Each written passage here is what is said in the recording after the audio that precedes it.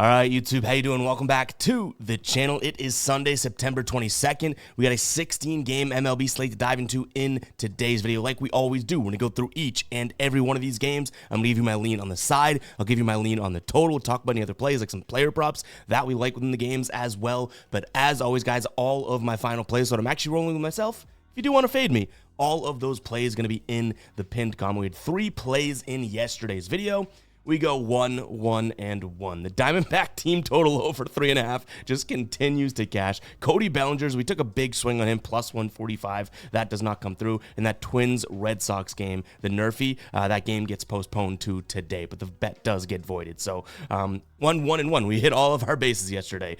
We had 1 win, 1 loss, and 1 void/push there. But let's see if we can have a nice little winning day today. We are on somewhat of a mini streak, right? I think we're like 8-3 in our last 11 plays, so let's finish out the season strong as we only have a few days left here. Before we do dive into the games, guys, I wanted to shout out Sleeper. If you have not checked out Sleeper yet, it is one of my favorite player prop apps out there, and for Sunday, today, they have a Patrick Mahomes free square. The dude's a pretty good quarterback. I think he passes for at least 1 yard here. If you don't know what Sleeper is, you essentially have a bunch of player props on the board. You pick more or less on their set projections. You put them into a slip or a parlay, I guess, for lack of a better term, up to, 2 or more, and the more you win, the more you get paid out there. And what I like about Sleeper is that each and every one of these plays has its own dynamic payout multiplier. They don't just follow the 2 for 2 pays 3x and that type of thing like a lot of other apps out there. You'll also get up to $100 matched 100%. So your first deposit matched 100% if you throw in $100 or anything below that.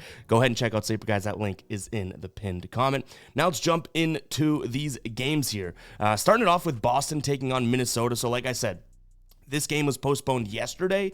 Now they have 2 of them today. Minnesota still is right on the edge of being in the wild card. I think they're like a half game ahead of Detroit. So this is a spot in which I would consider the Twins. Pablo Lopez is on the mound. I think you're getting decent odds at minus 120 against the Red Sox team that doesn't really have all that much to play for. Now, are the Red Sox still going to try and play well? Of course. But to me, this is probably a Twins spot. And in fact, I'll probably be leaning Twins in both of the doubleheader spots, just given the circumstances, right? The Red Sox are 5 games out of the wild card. Twins just 0.5 games, so half a game in the wild card. I think that matters a little bit. Are the Red Sox going to give up? Like I said, no, but the Twins probably have a little bit more to fight for. And just given the fact that they honestly have the better offense and the better pitcher here on the mound. Nick Pivetta, though, if you do want to make an argument for some plus money for the Red Sox, throws a ton of fastballs. That's a pitch that the Twins have struggled a lot with as of late.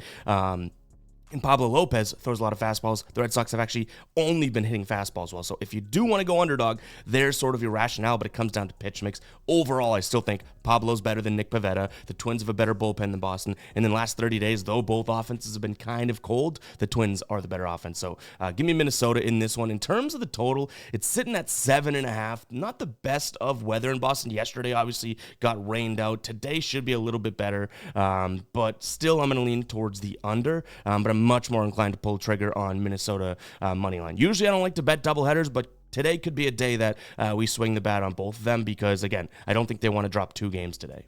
All right, next up, we have Cincinnati taking on Pittsburgh here. So Cincinnati coming off a 7-1 win in Game 2, and then Game 1 of the series, an 8-3 win. But today, things could change. We do have a pitcher by the name of Paul Skeens, who you might have heard of, on the mound today. I think this is a spot in which I don't necessarily get all the way to Pittsburgh, especially with the odds right now. I think that they're minus 130. It's like, I've said this before in Skeens pitches, that's a little bit too much. But what I could kind of convince myself of here is, my claim to fame here, the first 5 under. That way we can kind of say, okay, well, Pittsburgh's pitcher, Paul Skeens, should sort of, I guess, pigeonhole or prevent this Cincinnati team from scoring a lot of runs like they have been scoring. But I don't think Pittsburgh's offense is really all that great or good enough on the other side. Hunter Green is the pitcher going up against them today, who I think is just coming back after, I forget how long, but has been out with, I think it was like an elbow injury or something like that, right? So we don't know exactly what we're going to get out of him, but I'm not really worried about him because this is not a very good Pittsburgh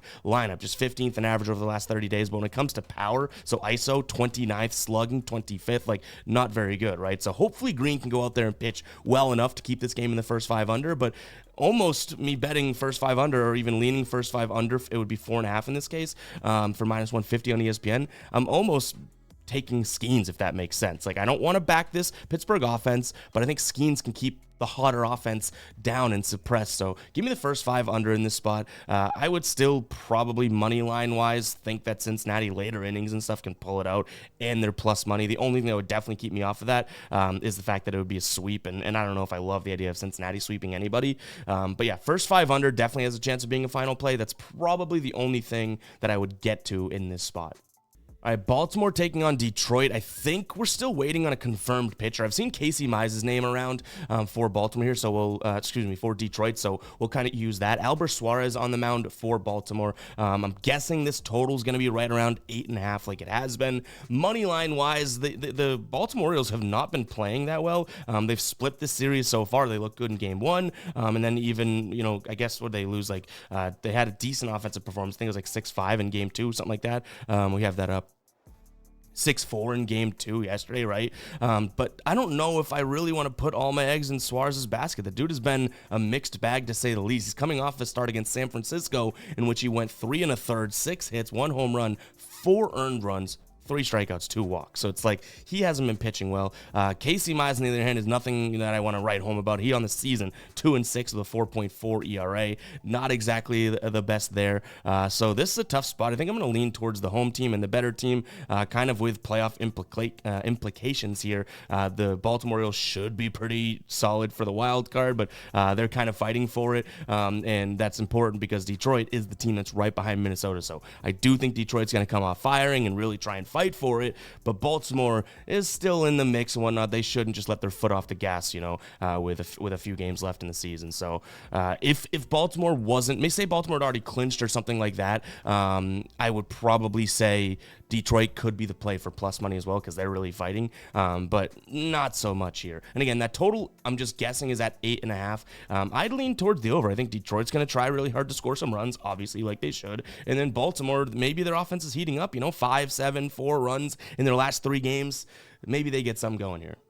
All right, before we get into this Miami and Atlanta game, I do want to shout out Outlier. If you guys don't know what Outlier is, I talk about it in plenty of videos. Tassos talks about it. Trade talks about it. We love it here on the Guy Boston channel. My favorite spot to go into is the prop screen. Every single player prop that they even have out on any book, especially the 5 main ones as well as DFS apps, right, are listed here. And for example, say we wanted to find something in this Atlanta-Miami game, we can go, okay, well, let's see what we got here. Where is it? Atlanta-Miami. Braves, Marlins right there. We can go through. You can set your settings up. Okay, say we're only looking at overs. I would never recommend that, but say we're only looking at overs, right? You go to odds. Okay, well, we want anything inside, say, -1. Yeah, -130-ish would do. So let's do -130 to, okay, we don't want anything too crazy. Let's go +200. You can apply it. You can look through here and see what we got. And how about this? You see the last 10, the last 20, head-to-head, 2024. You could sort it by all of these. So here's a prop. Darren McConnell here, over 5.5 hits allowed. He's hit it in 3 of his 4 starts this season. No data from him last year, but you can also see how the Atlanta Braves have been doing, and even their bats. So every single batter, against every single pitch he offers. So go ahead and check out Outlier, guys. Maybe we consider that McConaughey,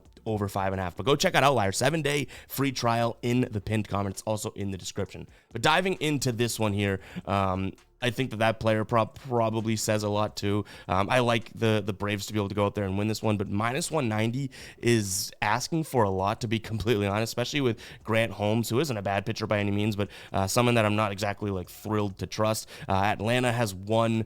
They've split this series so far, so it's not like a sweep situation. I think Atlanta wins, but those odds are a little bit too much to pay. And even for the run line at -1.5, you're paying -120, a little bit too much for me there. So maybe they're a parlay throw-in or even a first 5. Let's see, first 5, another great thing about Outlier, right? Let's give this all the props in the world. So we're on props right now. We're still on that pitcher prop. We can go to games. We can find this one, go into match details, and then go to first 5 innings, first 5 run line. Look at what it is. Okay, so Atlanta -0.5. Say we liked this, right? And I do like that. -130, you can add it to your picks. It gets saved down here. Or you can go like this. Okay, DraftKings, ESPN, they have the best odds. Let's click it. continue to browse it, or you could scan on your phone. It'll literally put this play into your bet slip over here. You don't even have to go digging for it. So another great thing about Outlier. I know it sounds like I'm just like promoting the hell out of it, but I am. I love this tool and I use it all the time. So maybe first 5 run line for Atlanta is the play. In terms of a total, I don't think Miami's going to score that many runs. Yes, they scored, what was it, in game number 1, they scored 4 runs, but after that they scored 2, and they had been kind of scorching, all things considered. I don't think they do that today, so I'm going to lean towards the under, but maybe a Miami team total under as well. All right, Tampa Bay taking on Toronto. We have Chris Bassett on the mound for Toronto. Not all that great. Going up against Shane Baz. Not exactly a guy that I'm loving either. This is kind of a sketchy one. I might try and isolate a lot here, like potentially just looking at a Toronto team total over. They've been going, 0 runs, decent amount of runs, 0 runs, decent amount of runs. I think they scored 2 in their last game here against Tampa Bay. But they're due. They've scored 0 runs and 2 runs in these 2 games. So I think that they kind of bounce back here and score, I don't want to say a decent amount of runs, but we can get them for, over 3.5 for good odds. That might be a move, but I'm not all that thrilled with this matchup. Don't exactly know exactly how to read it. Obviously, we don't even have the total or the actual money line out there yet, but we do have team totals, and 3.5 for -110 for the Jays. Maybe it's something we consider. That's probably the only thing I look at here.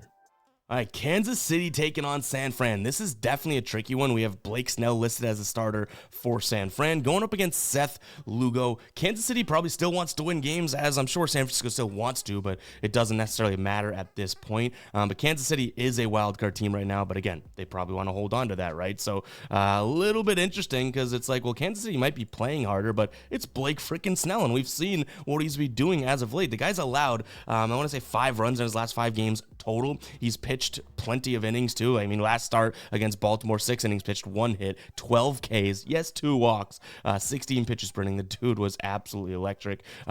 Seth Lugo is pitching for the Royals, and he was looking pretty good until he faced off against Detroit. Went 4 2/3, 8 hits, let up a home run, only 4 strikeouts, 4 earned runs. So not exactly the best spot there. Now this total is way down at 7. That tells me that there's gonna be obviously a low-scoring game, and that probably favors the Giants. But I guess I'll lean in that direction because I'm not ready to fade Blake Snell. But what I will say is just remember that this Royals team is probably, inclined and wanting this one a little bit more. The way that I might jump to playing this one, and I'm going to put a little bit of trust here in Lugo, but definitely a lot of trust in Blake Snell, is taking a peek at the potential Nerfy, because Blake Snell should be able to go out there and I hope be able to get, 3 outs, right? In fact, his last in the last 10 games here, he's hitting 60% of his Nerfies, and then in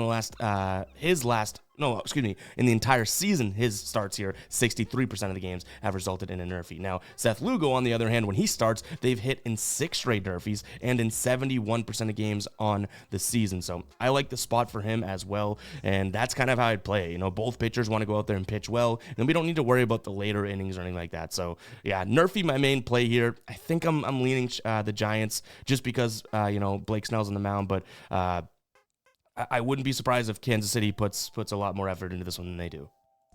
Milwaukee taking on the Diamondbacks here. I think a lot of people in the comments can probably guess what we're going to roll with. And we are going to roll with it again. I know how stupid it is to keep playing the same thing over and over again and blah, blah, blah. But, what are we doing here, right? We can still get a good price for Arizona team total over 3.5. They're one of the best offenses in the league. Frankie Montas is the pitcher they're going up against. He throws a lot of fastballs. Second best in the last 30 days in terms of hitting fastballs are the Diamondbacks. Throws the sinker. 4th best at hitting the sinker. Throws the splitter. They're all right, middle of the pack there. Throws a decent slider. 3rd against hitting that. Like, this is a spot in which Diamondbacks still should be able to score, and I don't expect this to be a low-scoring game. You have Jordan Montgomery on the mound. That dude stinks out loud, and again, that would be something that takes me away from wanting to back Arizona in terms of, money line, just because they're really not all that great. Now, you could convince me because they're plus money that I like that, but I'd rather just go, again, -130, taking their over 3.5. I really don't understand why we keep getting this line when they keep hitting it. So Diamondbacks team total over 3.5. I know it is going to lose at some point, but as of right now, what's the harm, right? The thing's made us so much money this season. If it doesn't, if it ain't broke, don't fix it. And right now, it's not broke. So I'll lean towards Arizona team total over. Milwaukee money line is still something that I could consider if I had a gun to my head and needed to take money line, because you won't catch me back in Jordan Montgomery. But I think Arizona could get to Montas. So that's kind of how I'm doing it there. That's a way of backing backing the Diamondbacks. If I said Miami, I feel like I've said Miami, but Arizona. If I have, I deserve the womp womp. But Arizona, I'm not going to back Jordan Montgomery. You know what I mean? Maybe I haven't even said Miami. We're losing it here. Total, I'd still go over, but I like that team total for Diamondbacks more. Well, let's move on to the next game before I have a mental lapse here, which I already did.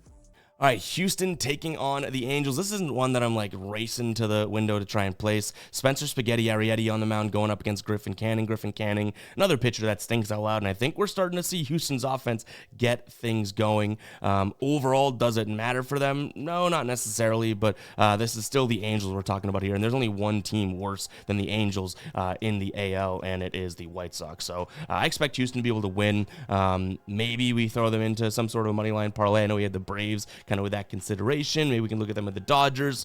Who knows? We could see them in the money line, but other than that, probably nothing that interests me. In terms of the total, I would still look at like Houston's team total over potentially. The bats are hitting really well right now, and though there is like the thought process of a lot of teams, you know, if they've already clinched or something like that, they might not care, but you also want to go into the playoffs, and it's not like the playoffs are tomorrow, right? You want to go into the playoffs on good terms and kind of on a roll. So this could be, and I hate to say it because we'll probably look like an idiot and the Angels win this game, but this could be like a batting practice type game where they score a decent amount of runs. So I'd look at their team total over, but it is worth noting that this would be their 4th win in a row against the Angels in this series. So 4-game sweeps are pretty tough to come by. So if you're of that belief, then hell, I'm not going to stop you from trying to pull the trigger on a plus 250 underdog in the Angels if you believe in the non-sweep factor.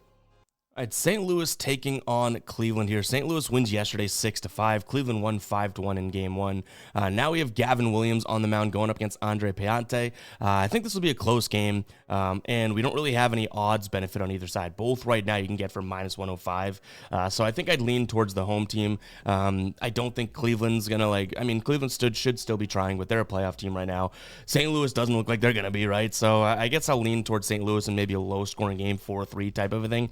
But unfortunately, it's another game that it's not like my favorite spot in the world. And again, I feel like a broken record saying this over and over again, but guys, we're still giving our opinion and thoughts on each and every game, but I'll be honest with you when I don't think one is like a race to the window and try and place that bet. This is one of those. Like if you have a good read or good thought on this one, by all means, I get why you'd like it. But to me, I'm just giving you Ev's MLB picks, right? My picks. If I don't love something, I'm not going to fake confidence for content. Haven't said that in a while. That's a great little catchphrase. So I'm going to tell you if I don't really love it, which this is a spot in game which I don't love, but maybe a St. Louis low-scoring win, so the under in St. Louis here. All right, we got the Cubbies taking on the Nats here. Shota Imanaga on the mound going up against Jake Irvin, who it's so weird because Jake Irvin was good for this Nats team at the beginning of the year, but obviously kind of cooled off and returned to norm, I guess. What I'll say here is this probably isn't a bad spot for the Cubs to bounce back and potentially score some runs off of Irvin. I'm not saying that he's going to go out there and stink it up, but the Cubs only scored 1 run yesterday, and their offense really hasn't been all that terrible. And Jake Irvin against them in the past has been not tremendous. 41 plate appearances, so sure, it's a little bit of a small sample size, but a 19% K rate, kind of normal, okay, right? I think on the season he's right around 20, so normal for him. But his walk rate on the season, his walk rate is at 6%. In these 41 plate appearances against the Cubs, he has a 15% walk rate. So I'm already eyeing in on potential, his over in walks or something like that, right? Just given those stats. But even still, I don't mind the Cubs going out there and scoring some damn runs on him. Like they got 1 yesterday. The offense had been looking pretty good prior to that. 3-7, 3-3-3, 9-6, 5-5. Like they're putting up some runs. Yes, there's a bunch of threes in there, but still, that's just knocking on the door of their over 3.5. So 2 plays that I would consider there. Jake Irvin over in walks. Now we want to see what it is. See if we can find it. Over 1.5 walks allowed right now is, -170. It's paying a lot of juice. Maybe that's some sort of parlay. Jake Irvin over, 1 or 2 walks, right? And then you throw it in with Cubs money line. Same game parlay there could be the move. I don't mind the over either. I think the Cubs are going to score some runs today. And Shota Imanaga's on the mound, so he probably suppresses the Nationals. So I think if they score their fair share. But if this was 8.5, I'd tell you I'm just doing Cubs team total, right? Because I think Shota's going to pitch well. But Shota can pitch well and still hit an over 7.5 here if the Nationals score 2 or 3 runs type of thing. All right, guys, before we get cooking with this one, if you wouldn't mind commenting 19 because you made it 19 minutes into today's video. I'm not going to give you the sappy spiel, but I do want to let you know that I don't take it for granted, and I appreciate seeing all those 19s. That means that you sat through 19 minutes of me talking about sports, which is me living the dream. So I appreciate the hell out of that. Tell you guys all the time, dummy with a camera and a microphone, and somehow it's worked, right? So appreciate you guys if you are still here and watching, but let me know by commenting 19. I love seeing the 19. I never really commented before, but figured I would do this time. It's like for someone to use their first YouTube comment on my video, like even that's kind of like meaningful to me. So I appreciate the hell out of it, guys. But let's dive into this one. We got Texas taking on Seattle. We've seen some good name pitching so far in this series. Kirby, DeGrom, who pitched yesterday? Dunning, I guess, and Hancock. So only one game of good pitching. Yesterday's game, 8-4 win for Seattle. Their offense came alive in both of these games so far. Here's a spot in which I probably say I don't think that they sweep. Seattle has, I think, Houston coming on deck now, which is, I guess, you know, a divisional spot and a rivalry. And Seattle's definitely not out of it just yet. I think they're like a game and a half back, so they could be fighting for this, but they're most likely looking ahead to that Houston series, thinking that could determine our series, so our season, excuse me. So in this spot, do I love the idea of backing Andrew Heaney against Brian Wu? Not necessarily, but for the plus money, I think I lean in that direction. Just because I think Seattle could be kind of like walking through this one. Now, if you like Seattle, I totally see it. And you're getting a good value at minus 122. And for the same reason I said about them potentially being a wild card team, they could take this game seriously. I'm just wondering if they're kind of like looking ahead there as my alarm went off. I think that there could potentially just be like looking ahead. So yeah, we'll see how that goes. The total sitting at 7.5. I don't mind the under because I think the Seattle team bats are hot right now. So if they win, it might go over. But if Texas pulls this one out, it's probably like a 4-2 low scoring game because we know Seattle can score a minimal amount of runs too. So I like the under as well as Texas. And yeah, as weird as it is, I'm kind of considering Texas just because I think that I think I'm I'm outsmarting what the thing will be here, right? Like I think a lot of people are gonna think Seattle's gonna need this one. It's like, but they're on the brink of sweeping the Texas Rangers. Not easy to sweep a team, and they have the Astros coming up. Could be a gotcha spot. We'll see. I could look like an idiot tomorrow, right? Yankees taking on Oakland. Luis Gil on the mound for the Yanks, going up against Joey Estes for the Athletics here. In terms of what Joey Estes has done this season, not all that bad at home. At home, he's got a .85 whip. That's good, right? An average against of 199. But Gil has been one of the Yankees pitchers that actually isn't as bad on the road. You know how a lot of their pitchers, Cortez, Rodon, like a lot of these guys are really good at home and bad on the road. Gil's numbers kind of run parallel to his normal stat line here. So I wouldn't totally worry about it. Neither team has faced, so any player on the team have faced these pitchers yet. Even coming down to the pitch mix here, you have both pitchers that are going to hum fastballs in there. I think my main play here is going to be taking a peek at the over 8.5. I could see like a 5-4 win for the Yankees or something like that. If you just trust the Yankees, their team total over could be of your liking. I don't think we're going to get really, really good value on it. So that's why I'm kind of saying, okay, you know what? Let's see if we can get the full game. But right now, Yankees team total over, 3.5 is for minus 200, 4.5 is for minus 130. Kind of out of my price range there. So give me the over. I'll go Yankees money line, but it's nothing that I'm loving here. I like that over a lot more. I think both teams could have offensive success. Will they? We'll see, but they could. They always can. All right. Testing my pronunciation skills with this one. We have Yoshinobu Yamamoto on the mound for the Dodgers. I think I nailed that one. Going up against Antonio Senzatella. I think I might have got that one too. All right, so we're 2 for 2, but a little shaky on the Antonio one there. But this is the Dodgers spot in which I assume that they'll win the game. It's probably a money line throw-in, right? Colorado stinks. Yamamoto's a good pitcher, and Dodgers are coming off of a loss. So when I see the Dodgers off of a loss against a bad team like that, they usually win pretty good. Like they lost to Miami in game 1 of their previous series, and they come back and win 8-4. Next game, they won 20-4. So I don't think you like to see the Dodgers lose against a bad team if you're that bad team, because they kind of fire back pretty good. Now, they do have the Padres on deck, so you can make the argument that it's a rivalry and maybe they're in a gotcha spot here. But I would say that potentially if the Dodgers had won both games in the series, they hadn't, and both of them are sitting in a playoff spot, the Padres and the Dodgers. So that series isn't going to necessarily matter all that much, right? So I think that they win here, and they're not kind of looking ahead overall. But again, minus 290, minus 300, or minus 380 actually. Talk about a crazy price tag. So that's probably a parlay throw-in, but that might even just like kill parlay odds, honestly. In terms of the total, 8.5. Like I said, I expect the Dodgers to kind of fire back here after losing, so I'll lean towards the over as well. I think that they can get maybe 6+ runs today, which should make this doable if that's their floor. But again, who knows? You can always fade me.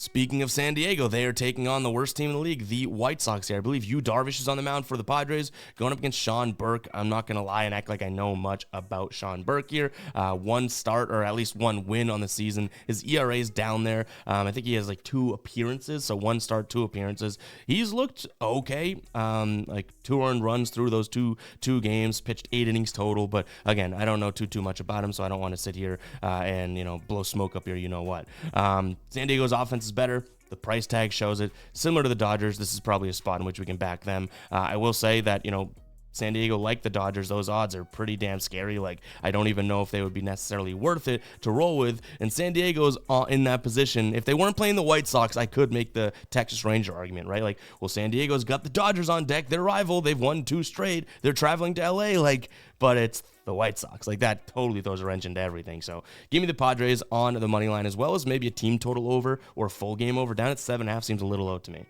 All right, game numero dos for the Red Sox and the Twins. You get Zebby Matthews on the mound here for the Twins, going up against who was supposed to start yesterday in Cutter Crawford for the Red Sox. Like I said, I think that these matter a little bit more to the Twins, so I'll lean them. I would probably only roll with, you're getting similar odds for a Pablo Lopez versus Nick Pivetta as you are a Zebby Matthews versus Cutter Crawford. So the value play here, if you want to bet one of these, is probably game 1, Minnesota money line there. Total at 7.5. I guess I see something similar, just like we talked about in game number 1 there as well. Mets taking on the Phillies. Phillies should be pretty secure in their playoff spot here. Mets trying to hold on to that. I think they're in the last position in the wild card, if I'm not mistaken. They won 10-6 in game 1, then got beat 12-2 in game 2, then won 6-3 in game number 3. So obviously they have a lot of volatility so far in this series, and we do have kind of what I would consider a wild card here in Zach Wheeler on the mound, going up against Tyler McGill, who has been known to be called Meatball McGill now and again. So I do think that this could be a spot for the Phillies to capitalize. But what I'll say about McGill, no, he's gone up against Toronto, and then I think it was Washington. So not like these boast-worthy offenses, but his last 12 innings, 3 hits, 0 earned runs, and 13 strikeouts in those innings. So maybe you can put a little respect on his name, you know what I mean? In terms of this play, though, I do think the Phillies, probably win, but they're kind of priced out. I like the idea of just backing that Zach Wheeler's going to pitch well, and then, throwing in the idea that McGill will pitch well and taking the under 4.5 right now. Minus 160 on DraftKings. Super juicy, but still probably the only play that I would roll with in this spot because the Phillies are so priced out. But guys, it's going to wrap it up for today's show. Hope you guys did enjoy. Make sure you're checking out all the football content between myself, Trey, and Tassos. We got tons out there and still coming your way. So appreciate the heck out of all that support. And I'll catch you guys in the next one, all right? Peace out.